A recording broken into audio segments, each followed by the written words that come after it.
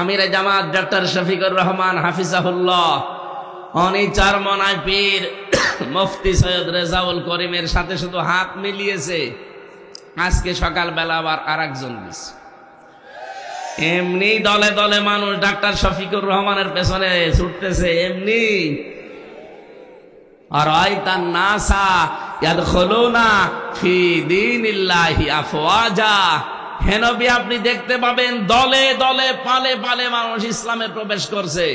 কোথায় 100 জনের মাত্র 15 জন, 5 মাসের ব্যবধানে হয়ে গেছে 100 জনের 58 জন। এমনি জালেমদের সহ এই মুনাফিকদের মাথা খারাপ হয়ে গেছে এমনি এই কারণে।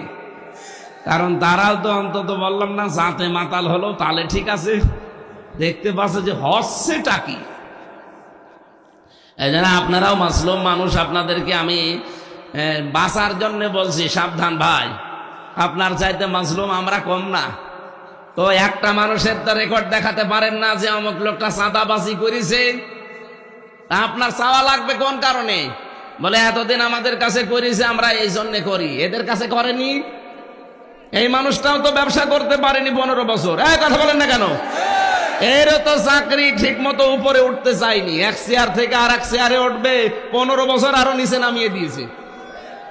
বৈষম্যের শিকার শুধু আপনারা, আমরা হইনি। দেখো আমরা তো এগুলো করি না। সাবধান, আপনি থামবেন। আপনাদের সর্বোচ্চ যিনি দায়িত্বে আছেন তিনি পাগল হয়ে গেছেন অলরেডি, বারবার ভিডিও বার্তা পাঠাচ্ছে। এই কি আরম্ভ করেছেন আপনারা? থামেন। জনগণ যদি সত্যি মুখ ফিরিয়ে নেয়, কোন বাবা আপনার পাশে থাকবে না। মাহমুদুর রহমানের যে আশঙ্কা আমার দেশ পত্রিকার, যে সামনে যদি দেশের টুপিওয়ালা যারা দাবি করে মুসলমান আর আলেম যারা, এরা যদি এক হতে না পারে, এটা কিন্তু অঙ্গরাজ্য অলরেডি সামনেও হয়ে যাওয়ার সম্ভাবনা আছে। কারণ দাদাদের গোবর খাওয়া আর প্রসাব খাওয়া বুদ্ধি তো। অনেকে এতদিন ফতোয়া দিত চার দোকানে বসে বসে, কোন দিকে যাবো হুজুররাই ঠিক নেই। এখন তো অন্তত ঠিক হয়েছে, এখন তার ওই কথা আপনি বলতে পারেন না। এই কথা বলেন না কেন? এখন আর ফতোয়াবাজি করার সময় আছে? চরমনায় পীর উনিও দেখলাম শেষ পর্যন্ত কথা বলছে। অনেকে বলতো যারা হাত মিলায় না, আমরা কিন্তু অলরেডি হাত মিলিয়ে ফেলেছি, কিন্তু এক দলের মাথার উপরে ঠাটা পড়িস। বয়ালমারী আইডিয়াল মাদ্রাসার উদ্যোগে তাফসীরুল কোরআন মাহফিল, স্বনামধন্য সভাপতি অধ্যাপক ইমারত হোসেন চৌধুরী দামাত বারকাতুহুমুল আলিয়া, প্রধান অতিথি বিশিষ্ট শিক্ষাবিদ সমাজসেবক সাবেক চেয়ারম্যান রসায়ন বিভাগ জাহাঙ্গীরনগর বিশ্ববিদ্যালয় অধ্যাপক ডক্টর ইলিয়াস মোল্লা, আতালাল্লাহু উমরাহু ওয়া বারাকাল্লাহু ফি হায়াতি, আমিন। যারা আলোচনা রেখেছেন মাওলানা হোসাইন মাহফুজ সহ অন্যান্য ওলামা ইকরাম, মঞ্চে বসা সম্মানিত ব্যক্তিবর্গ, সামনে বসা মুসলমান ভাইরা, পর্দার আড়ালে সম্মানিতা মা এবং বোনেরা, প্রাণ প্রিয় ফরিদপুরবাসী, কথা বন্ধ করেন, নিস্তব্ধ হয়ে যাবেন। খুব গুরুত্বপূর্ণ কয়েকটা মেসেজ শেষ করবো আমরা, যেহেতু নামাজ সামনে। প্রশংসা আদায় করছি মালিকের, যিনি আমাদেরকে মানুষ বানিয়েছেন। আলহামদুলিল্লাহ। এই মানুষের এই সুন্দর সমাজকে সভ্য সমাজ, কল্যাণময় সমাজ বানানোর জন্য এই মাসে আজকের এই যে দিন চলছে, এই যে সামনে রাত আসতেছে, রজব মাসের এই 26 তারিখে দিবাগত রাতে ধলির এই ধরা থেকে আমাদের নবী মুহাম্মদুর রাসূলুল্লাহ সাল্লাল্লাহু আলাইহি ওয়াসাল্লামকে আল্লাহ রাব্বুল আলামিন নিজের কাছে নিয়ে গিয়েছিলেন। 27 বছর একাধারে 27টা জিনিস তাকে দেখিয়েছিলেন গুরুত্বপূর্ণ। 27 বছরের জিনিস দেখিয়েছেন কয়টা? আল্লাযী বারাকনা হাওলাহু, আল্লাহ বলেন তার চারিপাশে বরকত ঢেলে দিয়েছি। একেবারে কাবার চত্বর থেকে অথবা তার উম্মে হানির ঘর, এখান থেকে শুরু করে আরশ মহল্লা পর্যন্ত, সেখান থেকে যত নিয়ামত দেখানো দরকার সবগুলো আমি আল্লাহ দেখালাম। বড় বড় আমরা 27টা নিয়ামতের কথা পেয়েছি। এগুলো তাকে আল্লাহ একদিন দুই দিন ধরে না 27 বছর ধরে ঘুরে ঘুরে তিনি দেখিয়েছেন। লিনুরিয়াহু মিন আয়াতিনা, যেন তার নিদর্শনটা পুরা যেগুলো আছে আল্লাহ বানিয়েছেন সব তাকে দেখাতে পারেন। গুরুত্বপূর্ণ যেহেতু 27টা দেখিয়েছিলেন, আমরা এর উপরে থাকব। আর আসার সময় সামনে যেহেতু বিশ্বনবী একটা কল্যাণময় রাষ্ট্র হাতে পাবেন, একটা দেশকে আসলে কল্যাণময় করতে হলে কি কি কাজের আঞ্জাম দেওয়া লাগে সেরকম 14টা কাজ তাকে শিখিয়েছিলেন। সময় নিয়েছেন কত বছর? জবান খুলে বলেন কত বছর? 27 বছর। তার বয়স যখন 53 বছর, ওই সময় আল্লাহ তাকে নিয়েছেন। 27টা বছরে একাধারে 14টা জিনিস তাকে শিখিয়ে দিয়েছেন আর 27টা জিনিস তাকে দেখিয়েছেন। আমরা এর উপরে আজকের আলোচনাটা শেষ করব ইনশাআল্লাহ। আমাদেরও যেহেতু একটা নতুন দেশ, এদেশকে আমরা যদি কল্যাণময় রাষ্ট্র বানাতে চাই, আমার মনে হয় এই 14টা কাজের বিকল্প নেই। দল মত নির্বিশেষে সব এক হয়ে যাওয়া লাগবে। আজকে জনাব মাহমুদুর রহমান, আমার দেশ পত্রিকার সম্পাদক, উনি সকালবেলা একটা ভিডিও ছেড়েছেন, দেখেছেন আপনারা? যে দেশের আলেম এবং মুসলমান যারা দাবি করে তারা যদি এক হতে না পারে, তাহলে সামনে এই রাজ্য আবার ভারতের করদ রাজ্যে পরিণত হওয়ার সম্ভাবনা তিনি দেখতে পাচ্ছেন। তারা যেহেতু দূরদর্শী সম্পন্ন মানুষ, যা দেখে আন্দাজে দেখে না। আমাদের জন্য সৌভাগ্যের বিষয়, আগস্টের 5 তারিখের আগ পর্যন্ত বাংলাদেশে মাত্র 100 জনের 15 জন মানুষ চাইতো দেশে ইসলাম কায়েম হোক। এখন এই জানুয়ারিতে রিপোর্ট দিচ্ছে আমেরিকার গোয়েন্দা সংস্থা, ওরা তো আর আমাদের চাচাতো ভাই না। তাম দুনিয়ায় যারা মুসলমানের শত্রু, তার ভেতরে তারা 1 নম্বরে আছে ইহুদি, 2 নম্বরে মুশরিক। মুশরিকের ভেতরে তাম দুনিয়ায় শুধু মুসলমান বাদ দিয়ে যা আছে সবাই পড়ে, কারণ সবাই আল্লাহর সাথে শিরক করে। কি কথা বুঝতেছেন? এই জন্য ইহুদি তো 1 নম্বরে আছে, 2 নম্বরে মুশরিকদের ভেতরে, ওনারাও যেহেতু মুশরিক প্রকারান্তে, এই হিসাবে ওনারা আমাদের ভালো রিপোর্ট দেওয়ার কথা না। রিপোর্ট দিয়েছে এই দেশের এখন 100 জনের 58 জন মানুষ চাচ্ছে এই দেশে ইসলামের বিধান কায়েম হোক। আপনি আরো 5 মাস যেতে দিন, এই দেশে 100 জনের 100 জন মানুষই বলতে বাধ্য হবে এই দেশে আল্লাহর কোরআনের বিধান কায়েম হোক। যেহেতু 15 থেকে 58 অলরেডি চলে এসেছে, আর যেভাবে দেশে দলে দলে পালে পালনে মানুষ ইসলামের দিকে ঝুঁকতেছে, আমরা আশা করতে পারি সামনে আল্লাহ আমাদেরকে একটা নতুন কল্যাণময় রাষ্ট্র হাতে তুলে দেবেন। এটা তুলে নিয়ে তৈরি করার দায়িত্ব, যেহেতু রজব মাস আর আজকে এসে 26 তারিখ, আমাদের উচিত হবে নবীর ওই 14টা কাজ দল মত নির্বিশেষে এখন পরিবার, সমাজ এবং রাষ্ট্রে বাস্তবায়ন করা। এবার আসেন নবীকে কিভাবে নিয়ে কি কি দেখালেন, আমরা সেদিকে যাচ্ছি ইনশাআল্লাহ। আল্লাহ রাব্বুল আলামিন ঘটনাটা এত আশ্চর্যজনক, মেরাজ নাম শুনেছি সেই জন্মের পর থেকে, এত আশ্চর্যজনক ঘটনা এটা। আল্লাহ পাক নিজেই বর্ণনা দিতে গিয়ে তিনি নিজে আশ্চর্য বোধ করেছেন, এই জন্য শব্দটাও দিয়েছেন সুবহান। আমরা কোনো আশ্চর্য জিনিস দেখলে এই শব্দটা বলি সুবহানাল্লাহ, তাই বলি না? আল্লাহ যেন নিজেও আশ্চর্য হয়ে গেছেন এই ঘটনা বলতেই। সুবহানাল্লাযী আসরা বিআবদিহি লাইলাম মিনাল মাসজিদিল হারামি ইলাল মাসজিদিল আকসা। সব পবিত্রতা সেই আল্লাহর জন্যে, যিনি তার বান্দাকে কোনো এক রাতের বেলা মসজিদে আকসা থেকে মসজিদে হারাম থেকে মসজিদে আকসা পর্যন্ত ভ্রমণ করিয়েছিলেন। কেন করিয়েছেন এবার আল্লাহ সেই বর্ণনা দিচ্ছেন। আল্লাযী বারাকনা হাওলা, যার পাশে চারিদিকে বরকতের ফেরেশতারা সব ঘিরে ছিল। যদিও ফেরেশতা জিবরাইল এসেছিলেন, কিন্তু তাকে নেওয়ার জন্য ফেরেশতা জিবরাইলের সাথে আল্লাহ পাঠিয়েছেন বরকত স্বরূপ আরো ৭০,০০০ ফেরেশতা। আমি নবীর শান মান মর্যাদা বর্ণনা করার জন্য না, কারণ তার শান মান আমরা জানি যে অনেক বেশি। জিবরাইল এসে তার পায়ের নিচে ফেরেশতা তার জহব্বা দিয়ে চেটেছিলেন, তাকে স্মরণ করিয়েছিলেন যে ওঠেন, আপনাকে আল্লাহর মেহমান হিসাবে লিনুরিয়াহু মিন আয়াতিনা, তার বিভিন্ন নিদর্শন আল্লাহ দেখাবে, আমার সাথে চলেন। নেওয়ার সময় যত ঘটনা আছে আপনারা কম বেশি জন্মের পর থেকে অনেকেই শুনেছেন। প্রথম, দ্বিতীয়, তৃতীয়, চতুর্থ আসমান এভাবে নিতে নিতে একেবারে সর্বশেষ রব্বুল আলামিন বাইতুল মামুর নাম শুনি আমরা, বাইতুল আকসা নাম শুনি আমরা। মুহাম্মাদুর রাসূলুল্লাহকে আল্লাহ কিন্তু শুধুমাত্র সাধারণ মানুষের ইমাম বানিয়ে নামাজ আদায় করাননি। দুনিয়াতে লক্ষ লক্ষ নবী তার পেছনে, ফেরেশতা তার পেছনে নামাজ আদায় করেছিল। এই জন্য তাকে বলা হয় ইমামুল মুরসালিন, সাজ্জিদুল মুরসালিন। নবীদেরও তিনি ইমাম, নবীদেরও নেতা।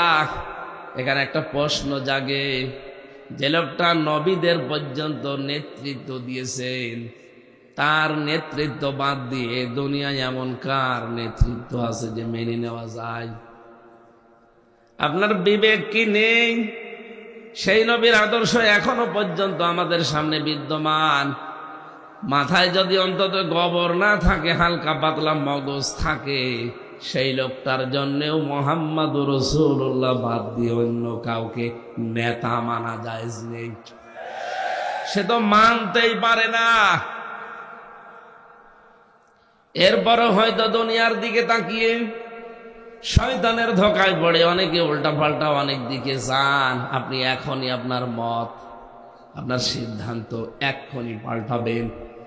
যতদিন বেঁচে আছি এই পৃথিবীতে, কিয়ামতের দিন যেন মুহাম্মাদুর রাসূলুল্লাহর পেছনে থাকতে পারি, এই আশা উদ্দেশ্য নিয়ে কোনদিন আর কাউকে নেতা মানি না মুহাম্মাদুর রাসূলুল্লাহ বাদ দিয়ে। এটা একমত আছেন আপনারা? মাহফিল সাকসেস হয়ে গেছে। তারা হাত তোলেননি, তারা আর কয়েকদিন পরে তুলবেন। এবার আসেন দ্বিতীয় পয়েন্টে। তাকে আল্লাহ প্রথমেই দেখিয়েছেন, আমি যে ২৭টা জিনিসের নাম পড়লাম, ১ নম্বরে আল্লাহ তাকে মিজানের পাল্লা দেখিয়েছেন। কিসের পাল্লা? মিজানের পাল্লা। মানে আমরা কি মনে করি?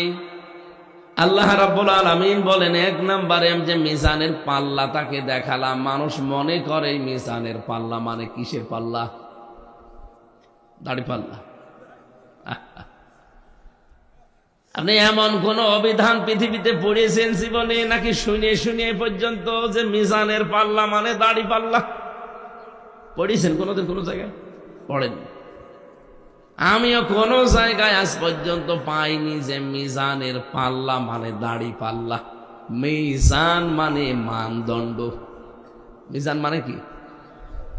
আমাদের ভেতরে একটা ভ্রান্ত ধারণা ঢুকে আছে।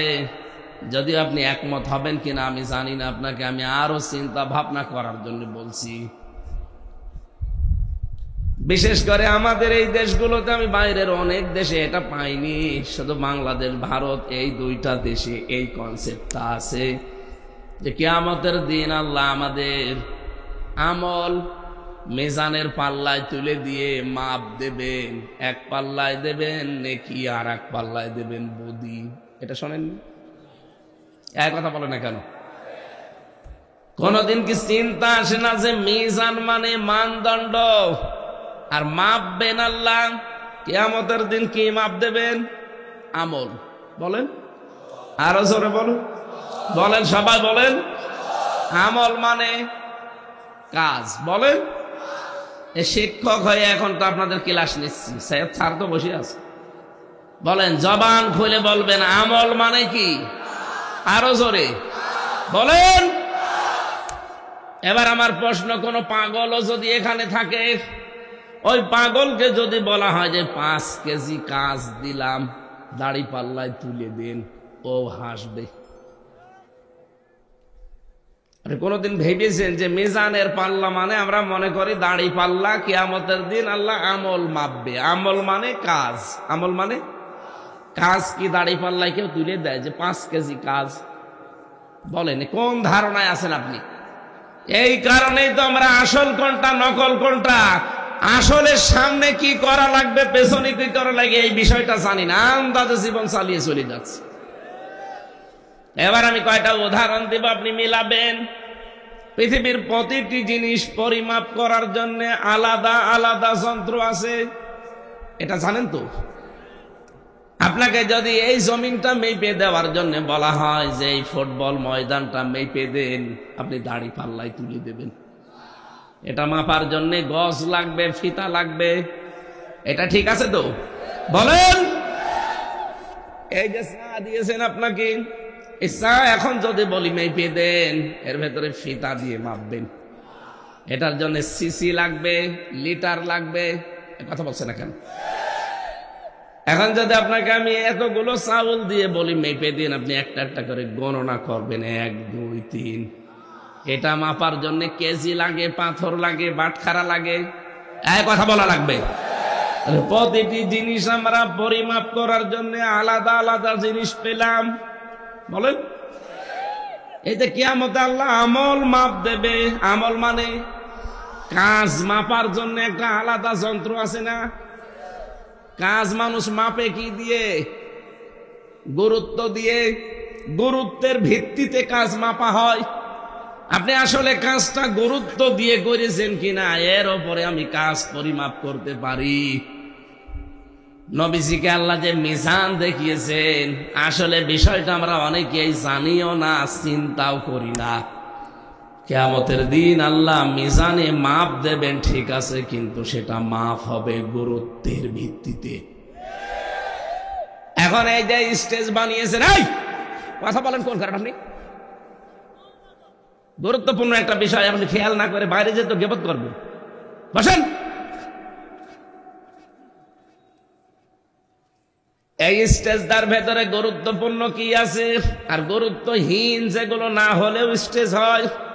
এই যে খুঁটি আছে 4টা আর সামিয়ানা, এই 2টা গুরুত্বপূর্ণ। এখানে গুরুত্বহীন অনেক জিনিস বসে আছে, এই যে আমি না থাকলেও কিন্তু স্টেজ হবে, হবে না? সার না থাকলেও স্টেজ হবে। এই যে কার্পেট বিছিয়েছেন, চা খাওয়ার জন্য কাপ দিয়েছেন, পোস্টার আছে, এই যে তাওয়াল আছে, এই টেবিল চেয়ার আছে। বলেন এগুলো না থাকলেও কি মানুষ বলবে না যে না এটা স্টেজ না? কিন্তু খুঁটি যদি না থাকে, সামিয়ানা না থাকে, তাহলে এখানে গুরুত্বপূর্ণ 2টা জিনিস পেলাম, খুঁটি, সামিয়ানা। এই 2টা আসল। এই 2টা না থাকলে কোনো পাগল এটাকে স্টেজ বলবে না। কিন্তু বাকি যা আছে এগুলো না থাকলেও অসুবিধা নেই। আরো জোরে। এই পৃথিবীতে আল্লাহ কোরআনে কারিমের ভেতরে 500 শরীয়তের বিধান দিয়েছেন। কয়টা? আরো জোরে। 6666টি আয়াত। এটা প্রসিদ্ধ। 6236টি আয়াত, এটা বিশুদ্ধ। আপনি যে কোনোটা মানতে পারেন, অসুবিধা নেই। 6666টি আয়াতের ভেতরে 500 আয়াত হচ্ছে শরীয়তের বিধান, যেটা গুরুত্বপূর্ণ ফরজ বলা হয়। এই জন্য দুনিয়ায় যত ফরজ বিধান আপনি দেখবেন, প্রতিটি ফরজ বিধানের ভেতরে আবার গুরুত্বপূর্ণ কিছু আল্লাহ আলাদা করেছেন। এই যে নামাজ, নামাজের বাইরে ভেতরে মিলে ফরজ কয়টা? 13টা। বলেন বলেন। আপনি 12টা আদায় করলেন, একটা আদায় করেননি। এখন যদি বলেন আমার তো 12টা আদায় হয়েছে, একটা নাই ছেড়ে দিয়েছি, তাতে কি? অন্তত 12টা সওয়াব আমারে দেন। আপনার কি একটা সওয়াব হবে? কি হবে? 0, শূন্য, কোনো দাম নেই। পুরা 12টায় মাটি। কি বুঝলেন এখান থেকে? সারা জীবন তো নামাজ পড়েন। এরকম ফরজ বিধান দুনিয়ায় যত আছে সবগুলোতে আলাদা আলাদা আলাদা কিছু গুরুত্বপূর্ণ জিনিস সব ভাগ করা আছে। হজের ফরজ নেই, রোজার ফরজ নেই, যাকাতের ফরজ নেই, কোন বিধান আছে দুনিয়ায় যে ফরজ অথবা বিধান নেই? দেখবেন প্রতিটি ফরজ বিধানের ভেতর আবার ফরজ। নামাজ যেমন ফরজ, নামাজের ভেতরে আবার ফরজ কয়টা? আল্লাহ রাব্বুল আলামিন এই পৃথিবীর ভেতরে আমাদেরকে পাঠিয়েছেন, ইন্নী জাইলুম ফিল আরদি খলিফা, আমি তোমাদেরকে জমিনে খলিফা করে পাঠালাম। কি করে? আরো জোরে বলেন, বলেন তো। ইন্নী জাইলুম ফিল আরদি। আল্লাহ যদি বলতেন ফিল খানকা খলিফা, যে খানকায় পাঠালাম খলিফা করে, তাহলে আপনি ওই আল্লাহর ওলির মুরিদ হয়ে গেলে আপনার দায়িত্ব শেষ। কি আপনি ওখানে মুরিদ হয়ে গেলে আপনার আর কোনো চিন্তা ছিল না, কয়দিন পরে দেখবেন আপনি খলিফা হয়ে গেছেন। আপনাকে কোনো দরবারের খলিফা করে আল্লাহ পাঠাননি। এই ফরিদপুরে তো দরবার বহু আছে, যে কোনো এক দরবারের খলিফা হয়ে গেলে আপনার জীবন সাকসেস। আল্লাহ বলেন না, আপনাকে আমি পাঠিয়েছি জমিনের খলিফা করে। কোথায়? আরো জোরে বলেন। আপনি নিজের বিবেককে একেবারে প্রশ্ন করেন তো, আপনি কি জমিনে আছেন? না। আপনি মাদ্রাসায় আছেন পড়ে, আপনি মসজিদে আসেন পড়ে, আপনি খানকায় আছেন, আপনি দরবারে আছেন। জমিন ফাঁকা পেয়েছে জালেমরা, 180 মাইল বেগে চালাচ্ছে। তাহলে খলিফা হিসাবে থাকতে হলে খানকায়, দরবারে, কবরে, মাজারে, না কোথায় থাকা লাগবে? আরে ভাই, এই কথাই তো বোঝাতে চাই যে আমাদের জমিনে থাকা লাগবে। জমিনে থাকতে গেলে অবশ্যই যারা এতদিন জমিন দখল করেছিল তাদেরকে উৎখাত করতে গেলে একটু ঝামেলা হতে পারে। সেই ঝামেলা সামনেও হতে পারে। কথা বলেন না কেন? আবহমান কাল থেকে হয়েছে, এখনো হচ্ছে, সামনেও হবে। কারণ আল্লাহর খলিফা এ জমিনে আল্লাহ পাঠিয়েছেন। জমিনে আমরা ছিলাম না, এই জন্য জমিন ফাঁকা ছিল, জালেমরা মন মতো চালিয়েছে। এখন যেহেতু আপনি এসেছেন, ওরা তো এমনি এমনি আপনাকে ছাড়বে না। কিন্তু আমরা যেহেতু আল্লাহর খলিফা, এই জমিনে আমরা থাকবই। এখানে থাকতে চাই কেন? কারণ এই জমিনে আল্লাহ কোরআন দিয়েছেন। বলেন না কেন? এ কোরআন এই জমিনে দেয়নি। এর ভেতরে 500 শরীয়তের বিধান আছে। আমি যেমন নামাজের 12টা ফরজ আদায় করলে আর একটা না করলে আমার পুরা নামাজ বাতিল, একটা সওয়াব হবে না, পুরা 0, 0। কারণ গুরুত্বের ভিত্তিতে আপনি প্রথম কাজটাই করেননি। ঠিক তেমনি এই 500 বিধানের 499টা হয়তো আপনি মানেন, কিন্তু একটা মানেননি। এদিকে তাকান, 499টা মানেন, একটা মানেন না, এবং আপনি বিরোধিতা করেন। আল্লাহর কসম, ওই 499টা মানলেও আপনার সওয়াব হবে 0, 0। এই জমিনে নামাজ পড়া ফরজ আপনিও বলছেন, আমিও বলি, আমিও জানি। রোজা রাখা ফরজ আপনিও মানেন, আমিও মানি। কিন্তু কোরআন দিয়ে সংসদ চালাতে হবে, এটাও যে ফরজ আমি জানি, আমি মানি। আপনি জানেন কিন্তু আপনি মানেন না। এটাকে তখন আপনি বলেন এটা রাজনীতি, এটা ধর্ম ব্যবসা। আপনি জাতে মাতাল হলো তো তাহলে ঠিক আছেন? কথা বলেন না কেন? আপনাকে আমি বাঁচাতে চাই ভাই, আপনি ভুল করছেন। বুঝে করেন আর না বুঝে করেন, আপনার 499টা আদায় হচ্ছে। আকিমুস সালাত যেমন কোরআনে আল্লাহ দিয়েছেন, আতুজ যাকাত যেমন দিয়েছেন, আন আকিমুদ্দিন ওই রকম দিয়েছেন। সুতরাং নামাজ পড়বেন, রোজা রাখবেন, হজ করবেন, যাকাত দেবেন, বাবা 499টা পালন করবেন। কিন্তু আকিমুদ্দিন, এই জমিনে আল্লাহর খলিফারা তার দিন কায়েম করবে, এটা আপনার কাছে রাজনীতি মনে হয়, দুনিয়ার কাজ মনে হয়। আল্লাহর কসম, 13টা ফরজের 12টা আদায় করে যেমন একটা সওয়াব পাননি, 499টা মানতে পারেন, একটা মানেননি, আপনিও কিচ্ছু পাবেন না। কিয়ামতে আল্লাহ যখন মাপ দিয়ে দেখবে, আরে 499টা হয়েছে আর একটা কই, একটাও সওয়াব নেই, পুরা 0, 0 হয়ে যাবে। এটা যারা সহজে বুঝে ফেলেছেন ভালো, যারা এখনো বোঝেননি এদিকে আসেন, কানের নিচে 2টা করে দিচ্ছি, তখন বুঝবেন। এত সহজ করে বলার পরও আপনি না বোঝার ভান করে থাকেন, ঘন্টা বিকার জায়গা পান না। না, এই বোয়ালমারি এখন যদি তেলের কেজি 60 টাকা হয়, ফরিদপুর শহরে যদি 59 টাকা হয়, 1 টাকার জন্য দরকার ওখানে যাবে। এইটা তো বেশ ভালোই বোঝো। ফরজ নামাজের উদাহরণ দিলাম, 12টা ফরজ আদায় করি, একটা আদায় না করলে পুরাটা মাটি। আর 499টা আদায় করো, দিন কায়েমত একটা, এইটা আদায় করতে গেলে তখন রাজনীতি মনে হয়, দুনিয়ার কাজ মনে হয়।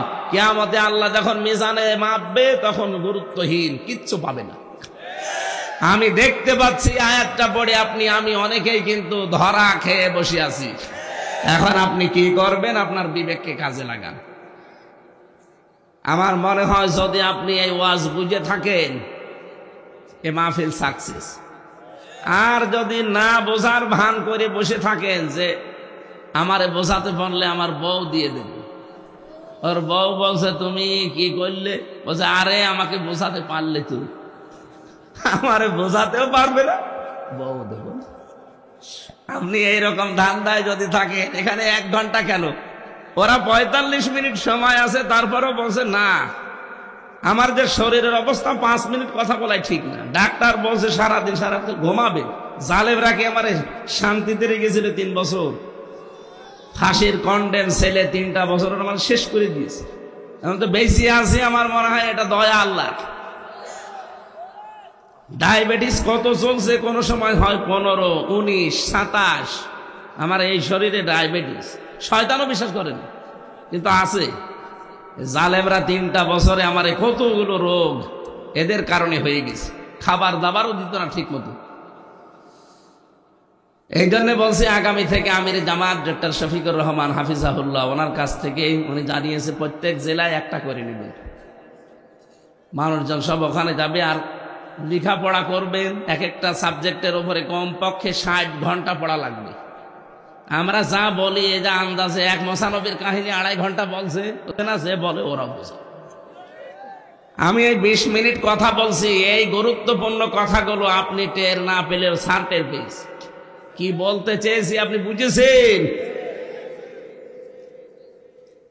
এরপরেও যদি কেউ ভুল করেন, সত্যি কথা বলছি, আপনি কিন্তু কিয়ামতে মিজানের পাল্লায় মাপ দিতে গিয়ে ওই নামাজ ফরজের যে উদাহরণ দিলাম, 12টা আদায় করেছিলেন, একটা আদায় করেননি, তাহলে পুরাটা 0 বা 0, আপনারও কিয়ামতে 0 বা 0 হবে।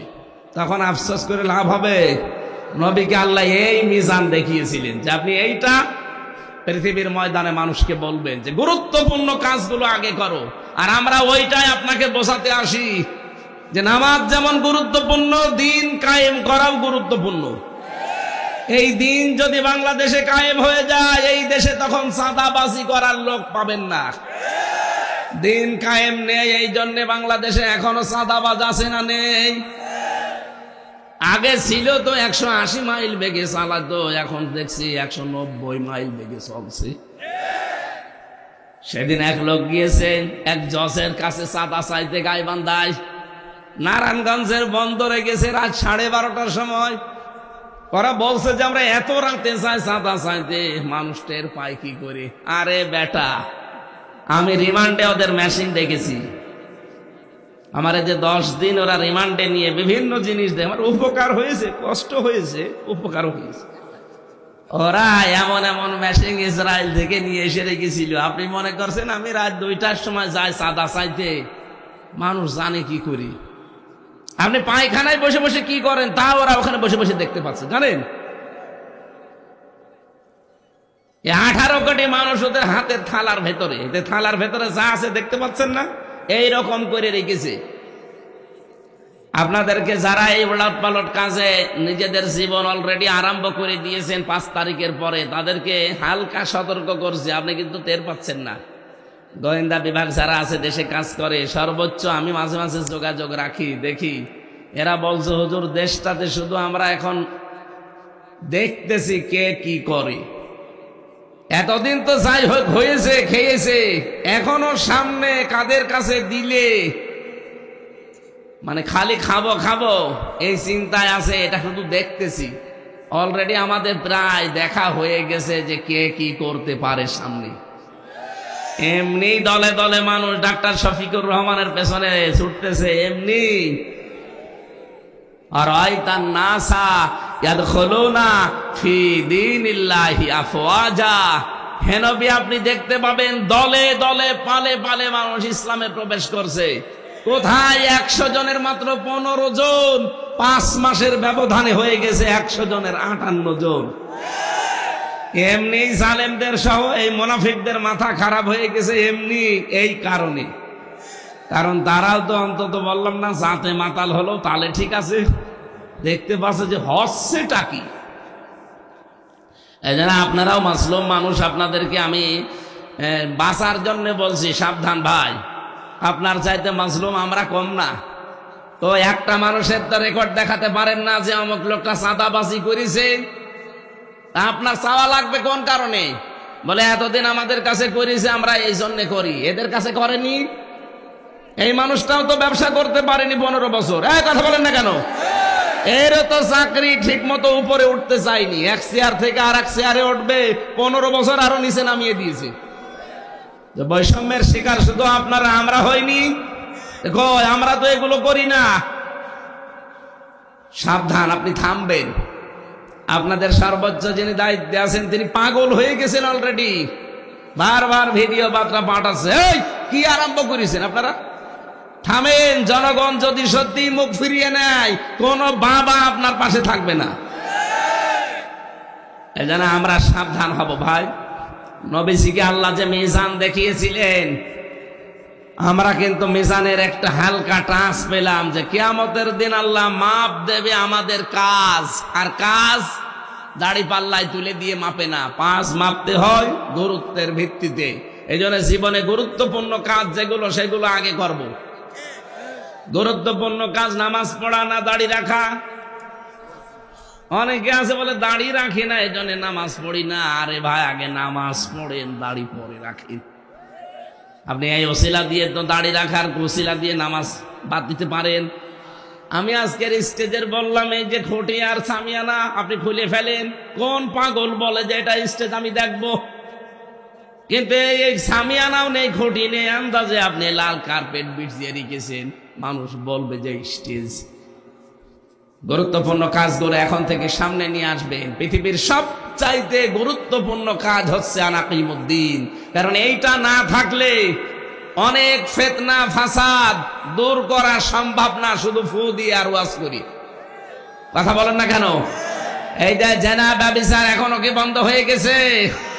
আকাশ সংস্কৃতির নামে ভারত থেকে পিন আপ করা পত্রিকা আসে। শুধু পিন আপ করা পত্রিকা না, 36টা চ্যানেল। একজন আজানের জবাব দিয়ে দেন, একজন দিয়ে দেন, আদায় হয়ে যাবে। 36টা চ্যানেল চলতো। এখন যদি মাহমুদুর রহমানের যে আশঙ্কা আমার দেশ পত্রিকার, যে সামনে যদি দেশের টুপিওয়ালা যারা দাবি করে মুসলমান আর আলেম যারা, এরা যদি এক হতে না পারে, এটা কিন্তু অঙ্গরাজ্য অলরেডি সামনেও হয়ে যাওয়ার সম্ভাবনা আছে। কারণ দাদাদের গোবর খাওয়া আর প্রসাব খাওয়া বুদ্ধি তো দেখেছেন না কি টাচ দিয়েছে আমিরে জামাত ডক্টর শফিকুর রহমান হাফিজাহুল্লাহ। উনি চরমনায় পীর মুফতি সৈয়দ রেজাউল করিমের সাথে শুধু হাত মিলিয়েছে। আজকে সকালবেলা আবার আর একজন গেছে। অনেকে এতদিন ফতোয়া দিত চার দোকানে বসে বসে, কোন দিকে যাবো হুজুররাই ঠিক নেই। এখন তো অন্তত ঠিক হয়েছে, এখন তার ওই কথা আপনি বলতে পারেন না। এই কথা বলেন না কেন? এখন আর ফতোয়াবাজি করার সময় আছে? সর্বনায় পীর উনিও দেখলাম শেষ পর্যন্ত কথা বলছে। অনেকে বলতো যারা হাত মিলায় না, আমরা কিন্তু অলরেডি হাত মিলিয়ে ফেলেছি। কিন্তু এক দলের মাথার উপরে ঠাটা পড়িস, ঠাটা না আরো কিছু পড়বে আপনাদের মাথার উপরে। আমরা চাই স্যারের কথা যে আমরা একটা পরিবার বানাতে চাই এ দেশকে। এই কথা বলেন না কেন? এই সম্প্রীতিটাই এই ডাইনি মহিলা ধ্বংস করে ফেলেছিল। দলীয়করণ নাম দিয়ে আওয়ামী লীগ করলে সব মাপ, আওয়ামী লীগের বাইরে গেলে আমার মতো মানুষকে রাজাকার বানিয়ে দেয়। কোথায় পৌঁছিয়েছে। আমার চাচা আওয়ামী লীগ করে, ঠিক আছে, সে চেয়ারম্যান ছিল, সে আমার আর আমার বাবার একদিন খাবার খাওয়াতে ডাক দিয়েছে। কোন শয়তান যেন হানিফ সাহেবের কাছে পান লাগিয়েছে আমির হামজাকে আর ওর বাপকে, আপনার যে ডান হাতে এলাকায় চেয়ারম্যান সফর, সে খাবার খাওয়িয়েছে, আপনি এখন কি করবেন করেন। তো ঠিক চাচারে ধমক দিয়েছে, হামজাকে ডাক দিয়ে খাওয়াইলে মানে, বলছে আমার ভাতিজা। ভাতিজা তাই কি, এই দলে থাকতে হলে কোনো ভাতিজাও মানা যাবে না। কোথায় পৌঁছিয়েছিলেন আপনি? আপনি কি শুধু একা থাকবেন এই দেশে? আল্লাহ এই জন্য আপনাকে একাই বের করে দিয়েছে। এমন জায়গায় গেলেন, সারা জীবন বলছিল যে আমাদের স্বামী স্ত্রীর সম্পর্ক। কিসের স্বামী স্ত্রী? যার সাথে গেছে ও দাদার তো এখনো মুসলমানই দেওয়া হয়নি, ওর সাথে আপনি আন্দাজে স্বামী স্ত্রীর সম্পর্ক মিলিয়ে দিলেই হবে। আর দাদার যে বয়স, এখন যদি মুসলমানি করানো লাগে, ওই হাজাম পাবেন কোথায়? কারণ ও পাকা মোতা সওয়াল। এখন হাজাম যে, সে তো আর চোখ খুলে কাটতে পারবে না, চোখ বন্ধ করে কাটা লাগবে, তাও বুড়ো হাজাম লাগবে। এখন মুরব্বী মানুষ এমনি হাত কাঁপবে, বুড়ো মানুষ তারপরও চোখ বন্ধ করে ও আগা কাটতেছে, গোড়া কেটে ফেলবে। চাচার মানে দাদার জীবনের মতো বিয়ের স্বাদ মিটে যাবে। এই জন্য ওনার সাথে বিয়ে যেহেতু জায়েজ না, আছে কন্যা ওখানে থাক, কিন্তু আবার সমস্যা যেন না হয়ে যায়। একটা ফেক কিনা জানি না, কয়েকদিন শুনছি ওই দেশের এক মন্ত্রী অমিত শাহ, সে নাকি ওনার ছোট বোনকে ধর্ষণ করেছে, এই নিয়ে এখন তোলপাড় চলছে। এটা সঠিক কিনা আমি জানি না, তবে এরকম যদি কিছু হয়ে থাকে কোথায় কি চলে যাচ্ছে। এই জন্যে আমরা একটু আশঙ্কা করছি অন্তত কন্যা যেন সেফে থাকে। আর ডোনাল্ড ট্রাম্প যা আরম্ভ করেছে, 20 তারিখে ক্ষমতা নিয়ে শপথ পাঠ করে ও বলেছে ভারতের 16 লাখ নাগরিক দেশে অবৈধ, আমি সব ফেরত পাঠাবো। দাদার মাথা খারাপ হয়ে গেছে। এতদিন বলতো বাংলাদেশ না খেয়ে মরবে, এখন দেখেন পেঁয়াজ আর আলু পচে যাচ্ছে, আমাদেরকে ওরা খাবারের ভয় দেখাতো। আরে ভাই মুসলমান আমরা, এই দেশে আমাদের 1 বছরে 1 মাস না খেয়ে থাকা ফরজ। বলুন, আমরা কি আপনাদের মতো পেট সর্বোচ্চ? আমরা না খেয়ে থাকাকে বছরে 1 মাস ফরজ মনে করি, আর তাদেরকে খাবারের ভয় দেখা দেখি এখন নিজেরাই কান্নাকাটি করে মরছে যে না, তোমরা আমার বাপ, তোমরা আমার দুলো ভাই, তাড়াতাড়ি। আর ওদিকে ট্রাম্প যা আরম্ভ করেছে, দাদার ধুতি থাকবে, পাগল হয়ে গেছে। এরা যতগুলো আশা করেছিল, একটা আশা সাকসেস হচ্ছে না, সব আশায় গুড়ে বালি। অনেকে যারা মনে করছেন না, মাঝে মাঝে তো আপা আশা দেয় যে চট করে আসবে, কিসের চট করে? যা করেছে আপনার সাথে তো করেনি, আপনি টের পাচ্ছেন না। আমি ভিকটিম, আমি নিজে টের পেয়েছি যে কি করেছি। তুরস্কের একটা মিডিয়া রিপোর্ট দিচ্ছে, এই দেশে একটা সংস্থা, যে বাবা আর মাকে আলাদা ঘরে রেখে বাচ্চাদেরকে আলাদা ঘরে রাখতো, মায়ের দুধ পান করতে দিত না এই জালেমরা। কোথায় পৌঁছিয়েছিলেন আপনি? পুরা ডিভাইডেড করে ফেলেছে জাতিটাকে।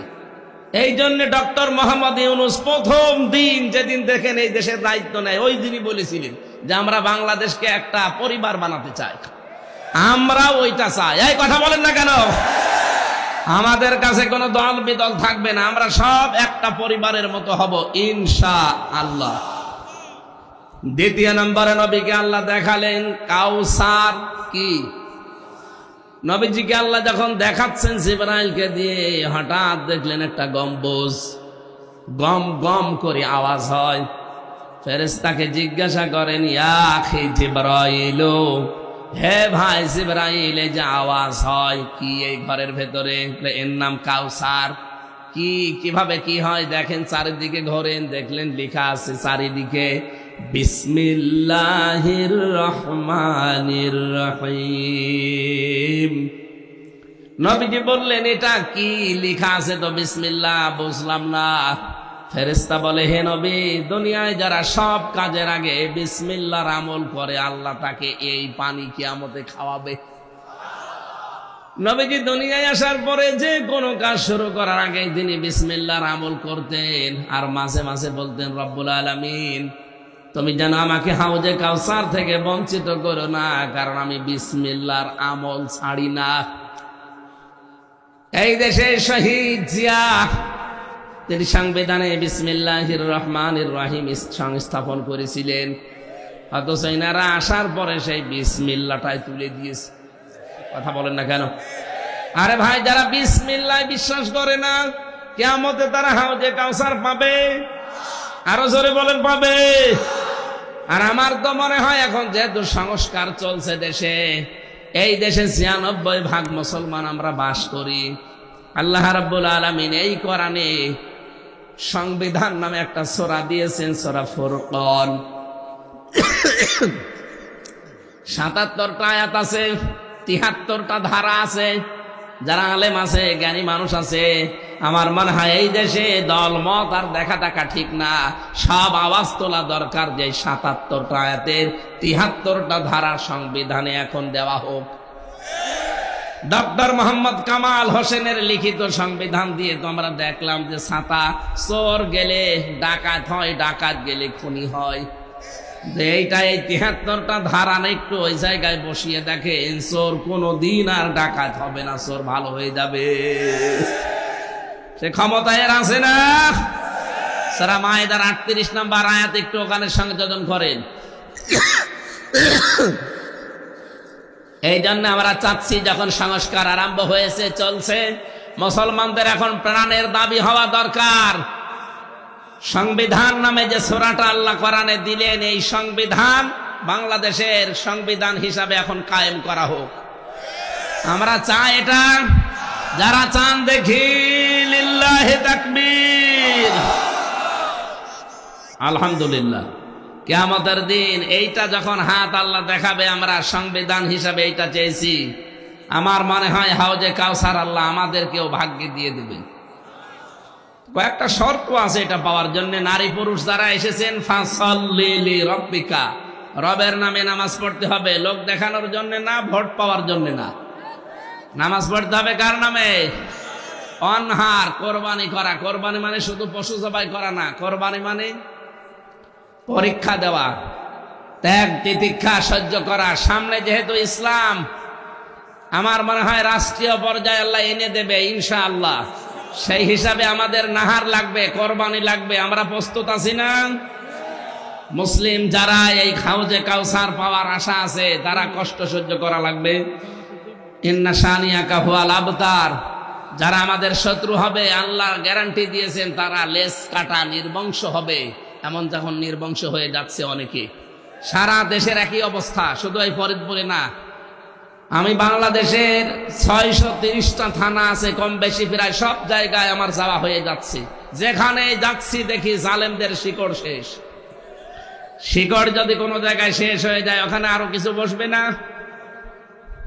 ডক্টর ইলিয়াস মোল্লা হঠাৎ করে মনে হচ্ছে শিকড় গেড়ে বসে আছে না?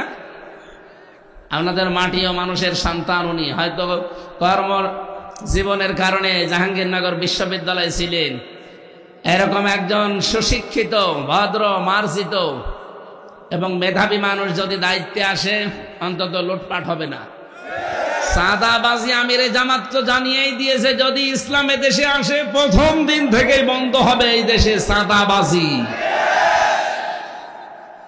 আমরা ওই সোনালী বাংলাদেশ দেখার অপেক্ষায় আছি। হাফেজে কোরআন যারা হয়েছিলেন ৭-৮ জন হয়ে গেছে, তাদেরকে সম্মানিত করা হবে। এখানে নামাজ হবে, খুব বেশি সময় হয়নি, ৪:৩০টায় নামাজ শুরু হয়, এখনো ১.৫ মিনিট বাকি নামাজে। তার মানে এখনো নামাজের সময় আছে। বসেন, ওনাদের কাজগুলো করে আমার রাতের বেলা ফরিদপুর শহরে আছে, নূর ফাউন্ডেশনে মাহফিল আছে। আর এই শরীরে মাহফিল করাও এখন ঠিক না, তারপরেও আপনাদের দোয়া চাচ্ছি যেন আল্লাহ রাত ৯টা বাজতে বাজতে আবার স্বাভাবিক করে দেন। আজকের মতো একটু শেষ করে দিলাম। আসলে হচ্ছে না, রাগারাগি না, আমার শরীরের বাইরে চলে যাচ্ছে কন্ট্রোলের। এত চাপ নেওয়া সম্ভব হচ্ছে না। ওনাদের কাজটা একটু তাড়াতাড়ি করেন। যাদেরকে পাগড়ি দিতে চান, আমরা পাগড়ি দেব ভাই, পাগড়িটা দেব, মোনাজাত করে দিই নাকি? আল্লাহুম্মা আমিন। রাব্বিরহামহুমা কামা রাব্বায়ানি সাগীরা। রব্বুল আলামিনের বিশাল আয়োজনে যারা আঞ্জাম দিল তাদেরকে কবুল করে নাও। পর্দার আড়ালে দেখো হাজার হাজার মা বোনেরা বসে আছে, এদের জন্য এদের দায়িত্ব কর্তব্যগুলো বলতেও পারলাম না। আল্লাহ তাআলা আগামীতে পরিবেশ করে দিও তোমার এই বান্দীদের জন্য যে দায়িত্ব এবং কর্তব্য আছে, এটা কোরআন আর হাদিস আর বাস্তবতা দিয়ে যেন বলতে পারি, সেই তৌফিক আমাকে এবং যারা আসবে তাদেরকে দিও। মাহফিলের জন্য যারাই কষ্ট করেছে সবাইকে ওমরের মতো বানিয়ে দাও। এলাকায় মাটির নিচে যারা ঘুমিয়ে আছে কোরআনের ইজ্জতে মাফ করে দাও। রব্বুল আলামিন 3টা বছর জালেমরা কি করেছে আমার উপরে তুমি তো দেখতে পেয়েছো। জীবনটা আমার নষ্ট করে দিয়েছে। খেয়ে না খেয়ে ফাঁসির ওই কন্ডেম সেলের ভেতরে 24 ঘন্টা ওরা মানে তালা লাগিয়ে রাখতো। কুকুরকেও মানুষ এত কষ্ট দেয় না। 24টা ঘন্টা কিভাবে যে আমার কেটেছে 3টা বছর। আমি অসুস্থ হয়ে গেছি টেনশনে, চিন্তায়। ওয়াইদা মারিদু ফাহুয়া ইয়াশফিন, তোমার নবী ইব্রাহিম জানিয়েছে আমি যখন অসুস্থ হই তুমি আমাকে শেফা দাও।